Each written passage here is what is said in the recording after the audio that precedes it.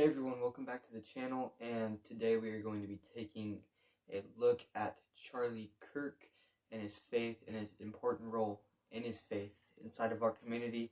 This first clip that we're going to look at is him debating this woman about his stance on Israel, and then also as well they get into a little bit of talk about Judaism. So, with that being said, let's start this.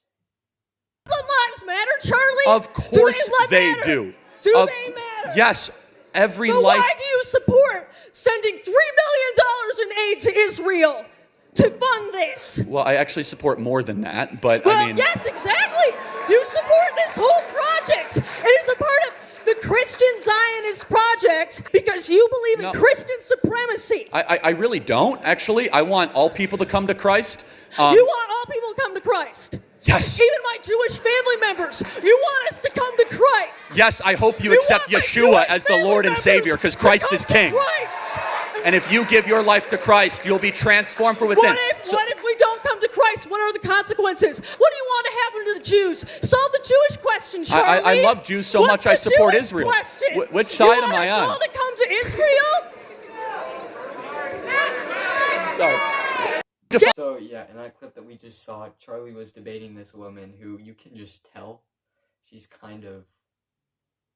quick to yell. As we saw in that first clip, just Charlie's wisdom and Charlie's just stance on spreading truth is so dominant in this culture, as you can tell, because this woman is clearly not happy with Charlie's opinion, and he's giving her his straight opinion and the straight truth. So, with that being said, let's move on to the next clip. This is about how Charlie found Jesus Christ. This is when he was on the George Janko podcast, one of my favorite Christian talk show hosts or podcast hosts. So yeah, this is how Charlie Kirk found Jesus Christ. You accept Christ. 5th grade at Christian Heritage Academy. What happened? Remember, I heard a hot gospel, and I heard what happens if you don't give your life to Jesus. And it's very important that when we share the gospel, the modern gospel is God has this beautiful, amazing, wonderful life for you, and if you give your life to Christ, your life will infinitely improve. That is somewhat true, but it's very misleading, because you're basically trying to sell people in Christianity of a life without difficulty, where the better way to teach the gospel is, here's the 10 commandments. How many of these are you violating? Oh, you deserve to go to hell. And you probably will, unless you give your life to Christ. That is the proper way to evangelize. And so I realized the stakes in 5th grade. I was like, oh my goodness, I'm a sinner. I'm selfish. I'm broken. And only thanks to Jesus' perfect sacrifice, coming and living a perfect life, that I get something I do not earn, but has been given to me, this free gift of eternal life. But when did you... A lot of evangelism these days is put as turning your life to Jesus, but they can't give you a valid reason. And that's what I love about Charlie and then many other people, just like George Janko, who, when you ask, why should I turn my life to Christ, they can give you a good answer. Alright, in this next clip that we are going to look at, we are going to see Charlie Kirk debates an atheist on God's existence. This is one of my personal favorite clips, because just the wisdom that Charlie carries when he's talking about this stuff is just overwhelming, and I absolutely love it. And here is another clip of Charlie spreading the truth. Charlie, I've been watching your videos for a long time. Been a big fan of yours. One thing I will say is that I have come out here not only because I turned conservative in about 2016 with Trump's first run. I've always also been a devout atheist, and I've been proud in my beliefs with that. I find the the Bible, to be a very fictitious book. I find that it has a lot of contradictions that are not squared away by anybody that finds it, that reads it. So I'm just want to know one thing I want to get for you before. Atheism they kind of feel like they need to be dominant a little bit in some cases. So props to this guy for coming up to Charlie and wanting to debate. I think that's very commendable to start off with, whether he wins or loses. So yeah, let's keep diving into it. Atheism, if that's okay. Sure. I'm going to go through all of the arguments for God's existence. Okay. I want you to tell me if you've heard them before or if they are compelling. Okay. First is what's called the ontological argument for God, which ontos comes from the Greek. It's the Greek word for being. Sure. So the highest conception of human beings, we can only conceptualize that which is real. And so the highest conception of our own, combined wisdom is God. I think this is the weakest argument for God, to be perfectly honest. Right, I'll agree with you there, yeah. Yeah, but it is a proof that on an ontological view of God. The second of which is called the cosmological view of God, coming from the Greek word cosmos, which means all-encompassing creation. Sure.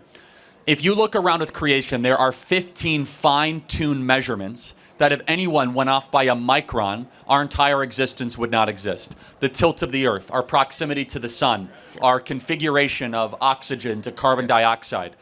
In fact, we can look at the probability of our existence. It's 1 in trillions that all of this would come together at an exact time, let alone human beings, let alone our DNA. Sure, I want to counter that with the fact that there are millions upon millions of galaxies with millions upon millions of their own stars, with millions and millions of their own planets.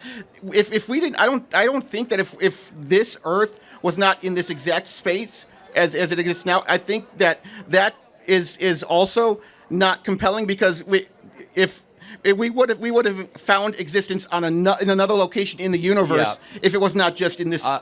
I don't have enough faith to believe that, but let me continue onwards. Okay. Then there is what's called the teleological argument for God. That comes from the Greek word telos, which means, we get the word telescope. It means goal, destination, or purpose. This here goes to an argument that for every cause, for every effect, there must be a cause. So, for example, we can agree that space, time, and matter exists. We agree. Yes. Therefore, definitionally, something that is outside of space, time, and matter must have made space, time, and matter exist. Not necessarily. We can. There Well, could then be it's against something, the laws of reason. Not because there could always be a universe that existed before our Big Bang. It's not. We could have existed with space, but no matter in a very tiny point. That's what basically the Big Bang was. So I don't see how that disproves atheism. And it's more. Atheism is more of a, I don't believe God exists. Why is this compelling? Well, I'm going to go through two more proofs of God, and then we'll finish. Then there's what's called the column proof of time, which is thanks to Albert Einstein, we know that time is actually a real thing that can be traversed with enough speed. And in order for time to exist, something timeless must have created it. Finally, there's something called the axiological view of God. I don't know if you know this one. Axios comes from the word, the Greek word judgment. Axios and judgment mean the same thing, which basically means that every human being has some form of right and wrong embedded in us. For example, when the Nuremberg trials were happening, the Nazis were not able to say, well, it was just the laws of the land. They actually appealed to a higher power, saying that every one of us had some good or evil within us. So that doesn't. I mean, that kind of disproves, right? I mean, if the Nazis were able to point to something outside of themselves and say, hey, this is the reason why we're doing this. They didn't. No, the point is the Nazis didn't. Is that the people doing the trial did? Meaning the Nazis were not able to excuse that. Okay. So out of all those proofs of God, what if any of them are persuasive to you? None. Okay. So then what? If you look at a human being and you look at the improbability of our, how we are put together, do you believe that we are largely an accident of multi-billions of years of evolution? Yes. How do we know? How do we not know that how do we know that there isn't something that's identical to us on another, planet somewhere that we haven't encountered yet? It's just a skeptic in me that's thinking that way. That says, hey, maybe there's something out there that we haven't contacted yet that is in another galaxy or another planet or something that we just don't know about. Or maybe there isn't. Okay. So the improbability, though, of our existence and the Earth and oxygen and carbon and nitrogen and all of it together, you don't marvel at a human being being able to heal itself when it's cut or grow to a... No, because we're not the only beings on Earth that can do that. There's a lot of people... Well, we are the only ones that can reason, though. Okay. Do you marvel at our capacity to reason it? Even the ability for mammals or reptiles to reproduce life. You don't see any intelligent design behind it. None. You just see it as it's a consequence of natural selection and evolution over millions of years.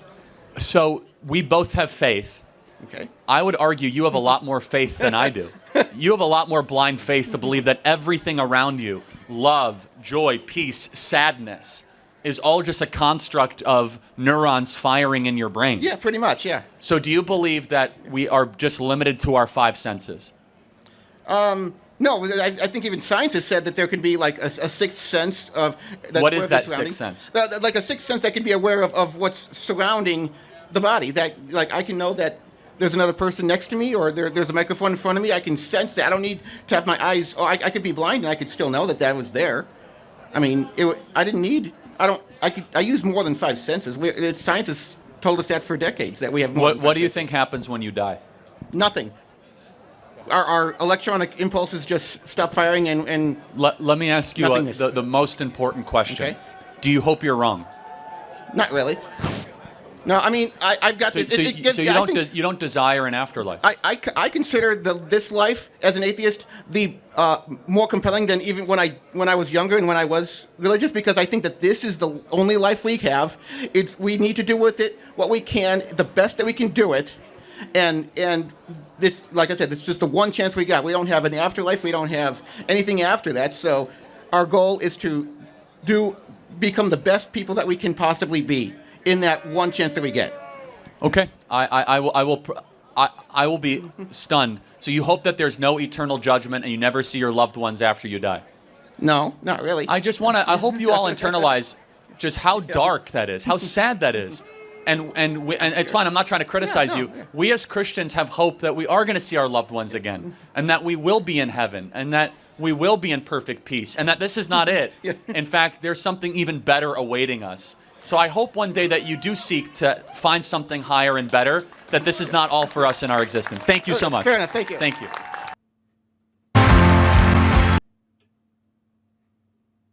All right, guys, that clip that we just looked at, that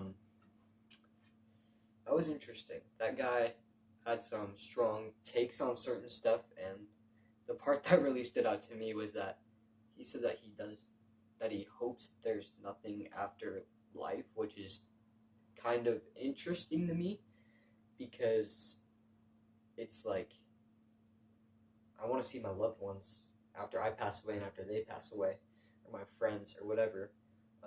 So saying that like this is our one shot is kind of interesting, that he hopes that this is our only shot, and that he hopes that there's no afterlife to see your friends and family or whatever. That was interesting to me, but the way that Charlie Kirk handled that debate was super good. He was super intellectual on it. He had a lot of great takes, and I just like really hope that guy walked away questioning his own beliefs and maybe being filled with the presence of Jesus. So, with that being said, we're going to jump into our last clip. This is one of my favorite. This is a top 10 all-time Charlie Kirk quote. And some of you guys might have seen it, but this is where Jesus returns to debate Charlie Kirk.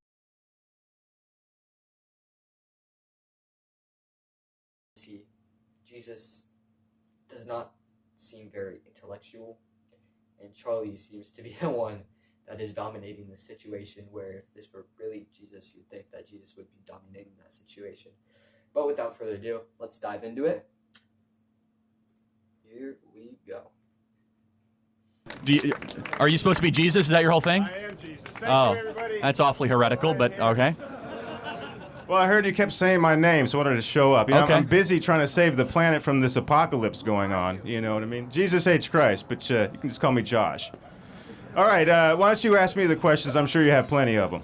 Okay, what's the Hebrew word for father? Man, let me tell you something. Abba. I'm sorry? Abba. That's the Greek word for father. Yeah, Greek, whatever. Point I'm trying to say is this, Yeah, man. you don't even make a good Jesus. Whatever. What language did Jesus speak? Aramaic. Okay, tell me one thing But in you have Aramaic. to understand, man, I have to come here to speak to you now. You don't speak Aramaic, otherwise you and me would be speaking Aramaic. Oh, okay, I have to right. speak this kind of dumbed down stuff for The you. enemy has come to lie, steal, cheat, and destroy. What did Jesus say?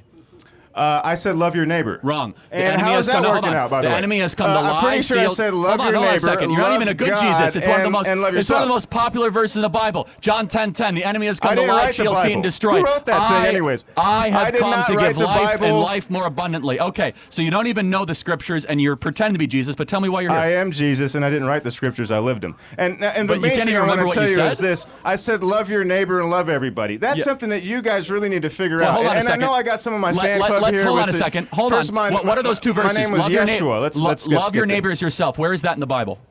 I don't know. I didn't write it. Leviticus 19. Hold on. I didn't write the Bible. I thought you're Jesus. I'm Jesus. You know it's the Torah, about right? me, not by me. Hold on a Look, second. The point is this, my Hold on. friend. Jesus, I said love Jesus your was a, neighbor and love you're everybody. I don't backpedaling know. so fast because you don't even know the Torah as a I'm pretend saying the Jesus. same thing I was saying Hold the on a first second. time. You see, nobody believed me the first time I was here, and then you fucking crucified me. I was just trying to say this, man. Love everybody. Love your neighbor. Stop killing everybody. But you don't even know the verse. Genocides are bad. How about that? You Yeah, want to put that in the Bible? You can add that as agree. well. So, okay, so you want to talk stop about killing people who are just sitting there. That would be probably. The thing that I love about this is that he said, I didn't write the Bible, I lived it.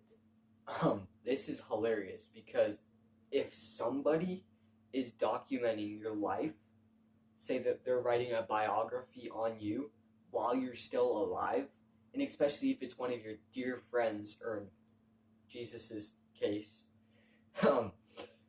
your disciples, and then you die on the cross and are risen 3 days later, wouldn't you think that you would know what that says? And then first of all, the Old Testament was written before Jesus came, so the fact that he can't even quote simple scripture, holy cow. And then also, I know that they are talking a lot about the New Testament kind of stuff, but still, if you were to go up and ask Jesus any Bible verse, I guarantee you with 100% certainty that Jesus could say that. Could say any verse.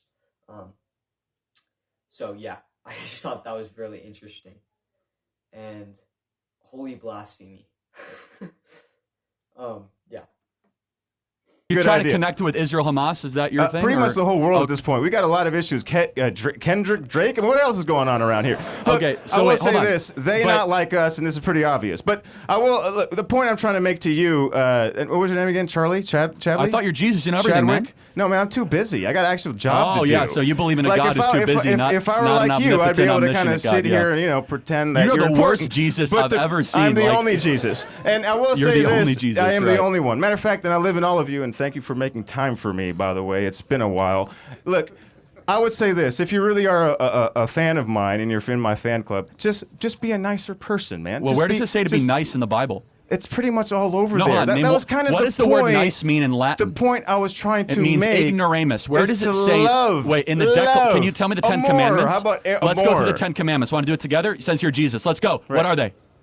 Don't be an asshole. Number Oh, one. okay, hold on. How about No, number 1 hold through on. 10? Don't be an asshole. Wait, That hold would on. be a No, great actually, one. that's not one of the 10 pretty much Commandments. summed it up. I am the Lord that you if I'm delivered not you from mistaken, Egypt. You what I shall have no said, other if you gods look before me. You correctly, shall have I no other said graven in the images. Bible, I said, You you shall know never what? take the You Lord's guys name in cannot vain. You really shall handle honor the your 10 mother and father, Commandments, so so may I'm live gonna long sum in the it down land in to which you are one. in. Just love You shall yourself. honor the Sabbath You know, day I and don't keep know it exactly holy. what You shall not murder. You shall not steal. You shall not covet your neighbor's wife. You shall not covet your neighbor's We got a house. sinner go You over here. shall. 1 and a 2 and a 3. Oh, wait, We got a you sinner don't like the soul. Decalogue We got because a you don't sinner. know the Give it up Decalogue. for the Okay. sinner, everybody. Give it up for the sinner, All right. everybody. Good job. Thank you All for right. you are the worst Jesus. You don't know the 10 Commandments. You don't know anything. So Do thank you you very know? much. You're Okay, done. but you're a Thank Christian, you. but you don't love people. No, so I don't think you're doing the job. Hold on a second. I love all people. What do you think about the 1 million abortions that happen every single year in this country? Is that a genocide to you?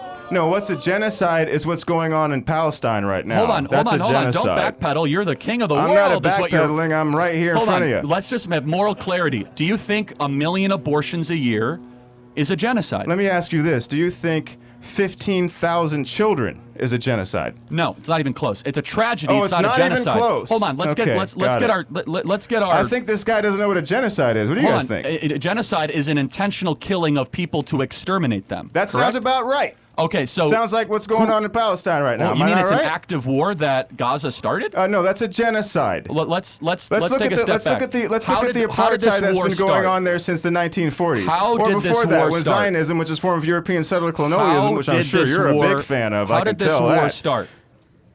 How did this war start? Yes. Well, do you want to take it all the way back to the early 1900s? No. On October 6th, and we might as well Israel... take it back. Tell you what, I was there for a lot of wars. You know, when I was around, there was a war going on. There was an occupation going on. 6th, Matter of fact, when I was around, there was an occupation going on. Do you know who was occupying my home when I was around the first time?